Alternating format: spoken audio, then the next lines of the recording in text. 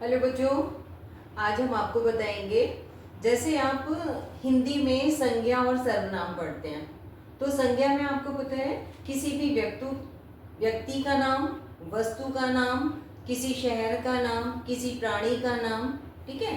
ये सारी क्या कहलाते हैं? संज्ञा कहलाती हैं। और जब हम कोई वाक्य लिखते हैं तब आपने हिंदी में भी पढ़ा होगा कि जैसे हम राम के लिए कोई बात कह रहे हैं, है ना। अब राम हमारे सामने है और हम उसकी बात कह रहे हैं, तो हम एक बार हम किसी दूसरे को बताने के लिए क्या करेंगे? हम राम शब्द का प्रयोग कर देंगे। जैसे राम बहुत अच्छा लड़का है। अब वह प्रतिदिन विद्यालय जाता है। अब जो वह शब्द है वो हमने किसके लिए बोला है? राम के लिए बोला है। अगर हम इसको बोले राम बहुत अच्छा लड़का है, राम प्रतिदिन विद्यालय जाता है, राम की कक्षा में 50 बच्चे पढ़ते हैं, राम सबसे होशियार बच्चा है, तो क्या होगा? वो जो वाक्य हम बोल रहे हैं, राम के लिए बोल रहे हैं, वो बहुत अच्छा नहीं लग रहा है ना, क्योंकि हम एक ही शब्द का, राम शब्द का, राम के लिए ही बात बता रहे हैं और राम शब्द का प्रयोग बार बार किए जा रहे हैं, ठीक है। तो हिंदी में क्या होता है, हम इस चीज को, ये जो वाक्य को अच्छा बनाने के लिए हम क्या करते हैं, एक जगह हमने संज्ञा शब्द को शुरू किया, संज्ञा शब्द लगाया जिसके विषय में हम बात कर रहे हैं, और उसके बाद जैसे जैसे हमें जरूरत पड़ती है हम सर्वनाम शब्दों का प्रयोग करते चले जाते हैं। तो आपने हिंदी व्याकरण में पढ़ लिया कि संज्ञा की जगह जिन शब्दों का प्रयोग किया जाता है उन्हें हम सर्वनाम कहते हैं, ठीक है। अब संस्कृत में हमने अलग से तो आपको सर्वनाम नहीं बताया कि सर्वनाम क्या है, लेकिन क्योंकि आप हिंदी में पढ़ चुके हैं, इसलिए हम ये मान के चलते हैं कि सर्वनाम आपको पता है कि जो शब्द संज्ञा की जगह प्रयोग कर रहे हैं उसे हम सर्वनाम बोलेंगे। अब जैसे हिंदी में सर्वनाम है, यह है, वह है, हम, तुम, है ना, उसका, उसकी, उसकी, जैसे जैसे जरूरत पड़ती है उसके अकॉर्डिंग हम सर्वनाम शब्दों का प्रयोग करते चले जाते हैं।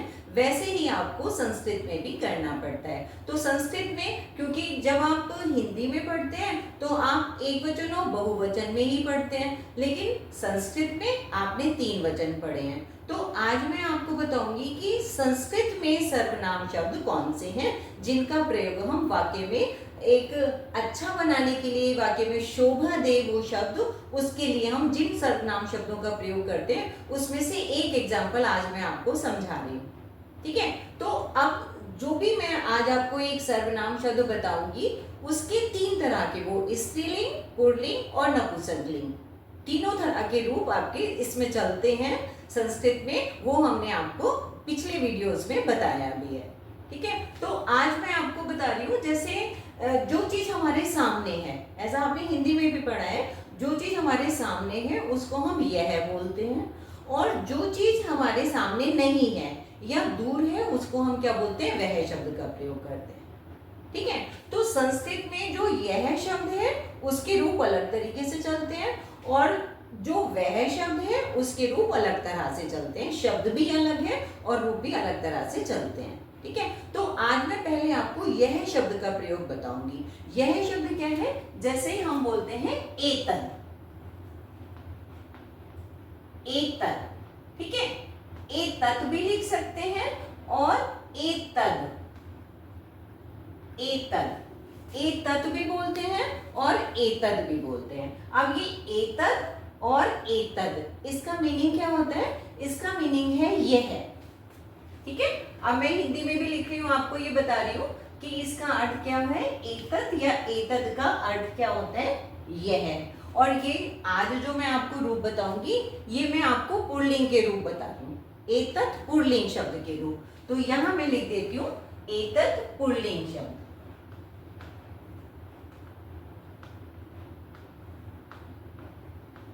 पुल्लिंग शब्द, ठीक है। एतत् पुल्लिंग शब्द के रूप मैं आज आपको बता रही हूँ, और एतत् का मतलब हो गया यह है। अब जब हम लिखेंगे, एक फॉर्मेट, संस्कृत की फॉर्मेट हमेशा एक ही सी चलेगी। जब भी आप रूप लिखना शुरू करेंगे तो आपको, क्योंकि ये शब्द रूप आप लिख रहे हो, तो सबसे पहले आपको यहाँ पे क्या लिखना है? एक वचन, एक वचन, द्विवचन, द्विवचन, बहुवचन।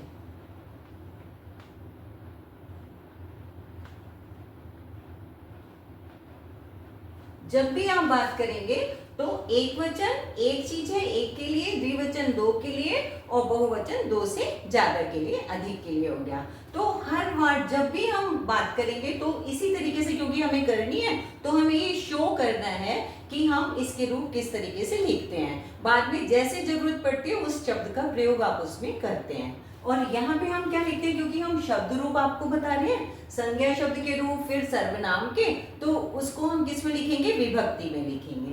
अब यहाँ पे हम लिख देते हैं विभक्ति। विभक्ति, ठीक है।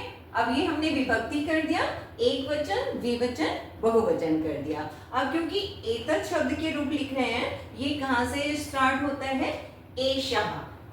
अब मैं यहाँ पे प्रथमा, द्वितीया, पहले फॉर्मेट को कंप्लीट करना होता है हमें, प्रथमा, द्वितीया, तृतीया,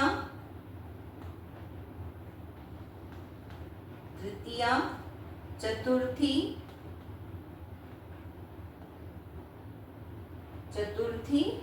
पंचमी,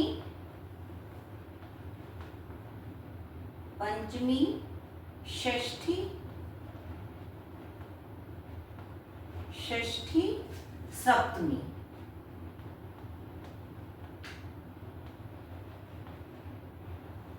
ठीक है, तो आप देखिए कि एक वचन, द्विवचन, बहुवचन भी हो गया।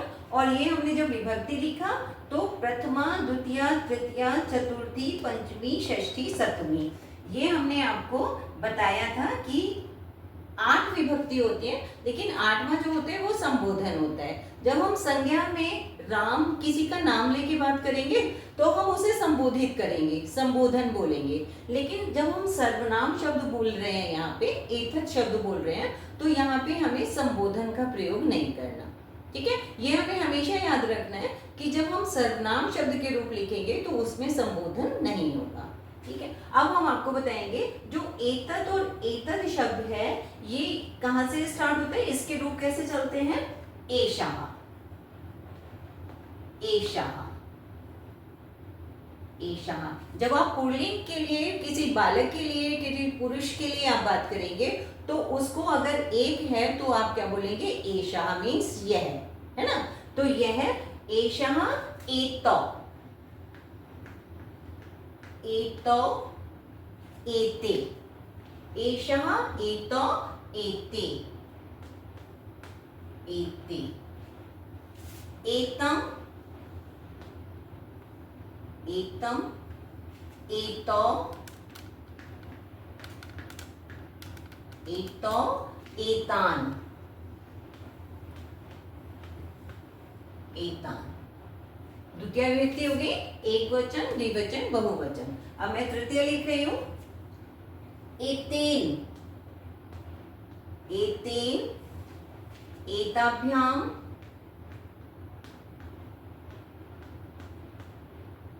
एतेन, एताभ्याम, एतै, एतै, एतेन, एताभ्याम, एतै, एतस्मै, एतस्मै, एताभ्याम, एतस्मै, एताभ्याम, एतेभ्यः, एतेभ्यः। चतुर्थी विभक्ति, एतस्मै, एताभ्याम, एतेभ्यः, एतस्मात्, एतस्मात्, एताभ्याम,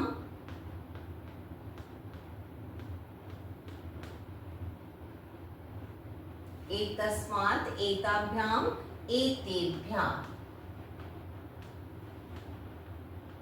एतेभ्यः, एतस्मै, एताभ्याम, एतेभ्यः। अब षष्ठी विभक्ति में हम लिखेंगे एतस्य, एतस्य एतयोः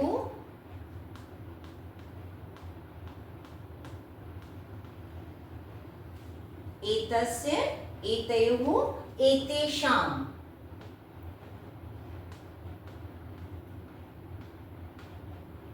एतेषाम् एतस्मिन्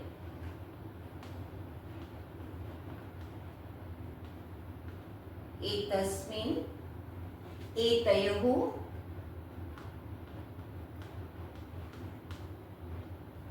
एतयोः एतेषु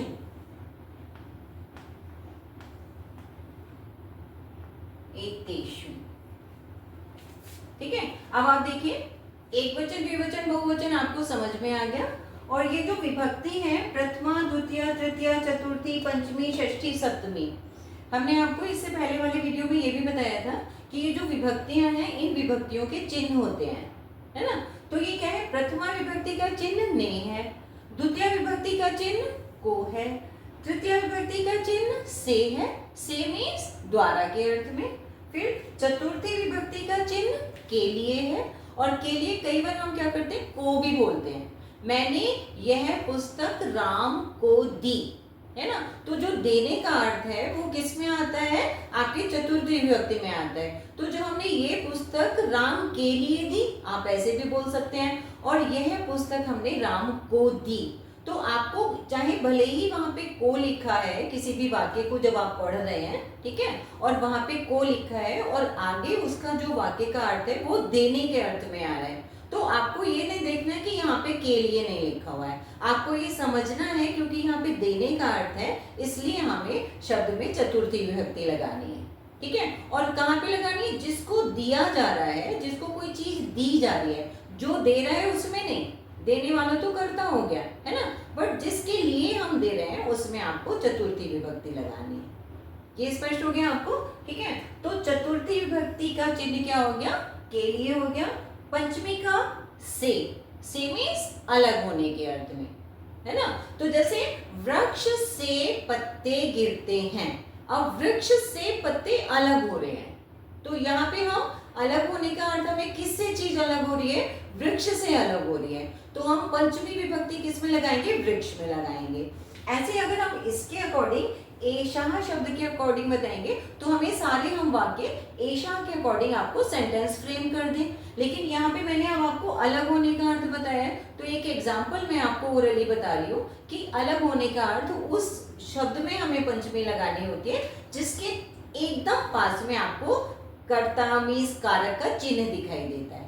ठीक है, तो यहाँ पे मैंने आपको इसका एग्जाम्पल बताया एतस्मात्, और यहाँ पे अगर मैं वृक्ष के रूप लिख रही होंगी तो वृक्षात लिख दूंगी, राम के रूप लिख रही होंगी तो रामात लिख दूंगी। इतना आपको क्लियर हो रहा है ना। अब इसके बाद हो गया पंचमी का, हो गया से, फिर षष्ठी का चिन्ह होता है का, की, के, रारी, है ना। अब एतस्य मीन्स इसका बोल सकते हैं, अब यह तो नहीं बोलेंगे आप, यहाँ पे यह लिखना ही नहीं है आपको, अगर आप वाक्य में प्रयोग करेंगे तो इसका शब्द बोल सकते हैं, इसका, इसकी, इसके सॉरी, है ना। तो ये आपका षष्ठी विभक्ति का चिन्ह हो गया। अब आता है सप्तमी, सप्तमी का चिन्ह होता है में और पर।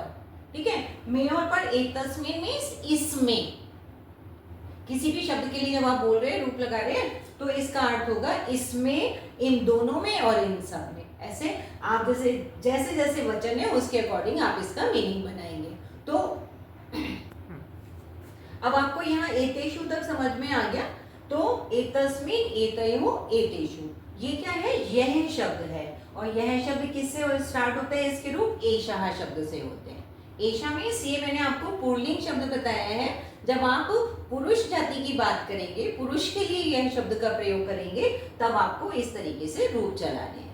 तो आज मैंने आपको, क्योंकि अगर मैं आपको स्त्रीलिंग, पुल्लिंग और नपुंसकलिंग एक साथ बताऊंगी तो वो बहुत ज्यादा क्या होगा, आप एक तरीके से समझ नहीं पाएंगे, सारा एक साथ बहुत अधिक हो जाता है समझने के लिए, इसलिए मैंने आपको केवल आज मैं पुल्लिंग समझा रही हूँ, और अपने नेक्स्ट वीडियो में मैं आपको स्त्रीलिंग शब्द के रूप बताऊंगी और उसके बाद नपुंसकलिंग के बताऊंगी। तो और इसके पहले भी जो हमारे वीडियोस हैं वो हम डिस्क्रिप्शन में लिंक दिया हुआ है, उसमें आप चेक कर सकते हैं।